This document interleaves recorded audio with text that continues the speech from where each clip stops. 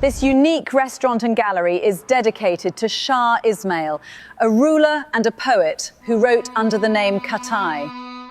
Though a Shah, he sat among his Kizilbash warriors in their war tents, sharing meals and wisdom through his poetry. Şah sağ olsun. Bu büyük zafer sizin adınızadır.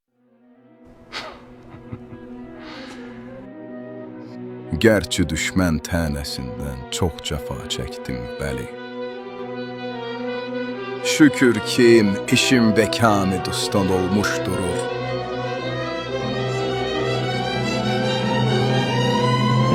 Bu qələbə döyüşdə qazanılır.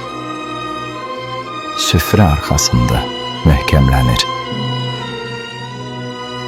Şah restoran və qaleriya, tarixin dadı.